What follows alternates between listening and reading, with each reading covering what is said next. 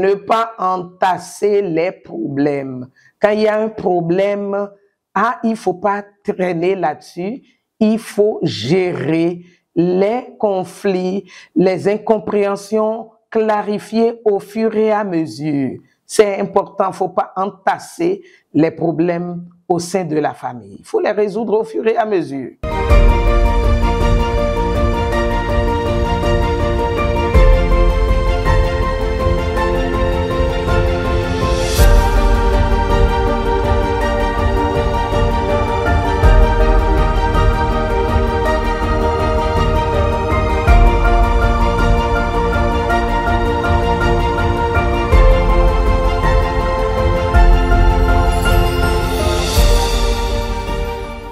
Chers amis de Actes d'Excellence, c'est toujours un plaisir de vous parler chaque mois. Alors, nous sommes en train d'égrener les derniers jours de l'année 2023 et c'est le moment idéal pour faire les bilans personnels et planifier la nouvelle année qui s'annonce. Et je voudrais vous faire une suggestion. Et cette suggestion, c'est de vous parler des 6 caractéristiques des familles fortes. Vous savez, une étude a été faite aux États-Unis et c'est au moins 30 pays qui se sont mis ensemble pour faire cette étude-là. Et ils ont pris diverses cultures, des familles ayant des cultures différentes et les ont écoutées, les ont interrogées, les ont étudiées pour voir ces familles solides, ces familles fortes, ces familles heureuses. Quelles sont les habitudes communes qu'elles ont? Et cette étude a permis de constater que malgré la différence de culture, ce qui divise ces familles-là, ce qui est différent au sein de ces familles, était peu par rapport à tout ce qui était commun à ces familles-là. Et c'est ce partage-là que je suis ravie de faire avec vous. Donc, sans autre forme de procès ou de commentaire, je vais y aller les 6 caractéristiques ou habitudes des familles fortes. Numéro 1, c'est un engagement fort. Pour ces familles-là, le mariage est sacré. Fonder une famille, c'est leur priorité. Ils savent qu'au premier plan, c'est pour leur famille qu'ils s'investissent, pour leur famille qu'ils font tout. Et pour ces familles également, quand je dis le mariage est sacré, c'est que on se marie pour toujours et on gère, on s'investit, on déploie tout ce qu'on a comme ressources et pour que ce soit une famille à succès. Alors, numéro 2, c'est passer des moments de qualité ensemble entre époux et ensemble avec les enfants aussi, des moments de qualité. Ces familles savent développer une atmosphère joyeuse, une atmosphère où on s'apprécie, ou une atmosphère où on se dit des paroles valorisantes, une atmosphère où on peut décider, on trouve toujours du temps dans le temps pour rester avec le conjoint, pour rester avec l'enfant. Personnellement, il y a un coach à l'international qui dit cet homme est pasteur, il est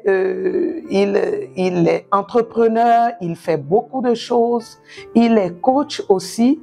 On lui demande, mais comment tu fais pour trouver le temps de faire tout ça? Il dit, mais écoutez, si nous sommes leaders, c'est que nous avons des équipes qui sont fortes.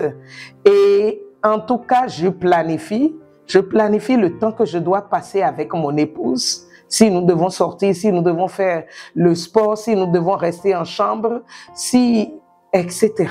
Je planifie également le temps que je dois passer avec mon enfant. Vous voyez, des moments de qualité passés ensemble. Le numéro 3, c'est une très bonne communication. Et moi, je dis toujours, la bonne communication prévoit qu'est-ce que je veux dire, quoi, à qui je veux parler, comment je veux m'y prendre et quand est-ce que je dois aborder le sujet. Vous comprenez? Et quand on s'y prend comme ça, avec toute la bonté, on développe au sein de sa famille une très bonne communication. Il y a le numéro 4, les affections, se manifester mutuellement de l'affection et de faire des appréciations. Lorsque un clin d'œil, lorsque le conjoint est bien habillé, il faut faire une remarque, il faut faire une observation. Lorsque la mère de famille a bien préparé sa cuisine et succulente, on peut apprécier. Et aujourd'hui, on a bien mangé, manifesté de la joie, de l'attention. Voilà. Ça, c'était le numéro 4. Le numéro 5, c'est ne pas entasser les problèmes.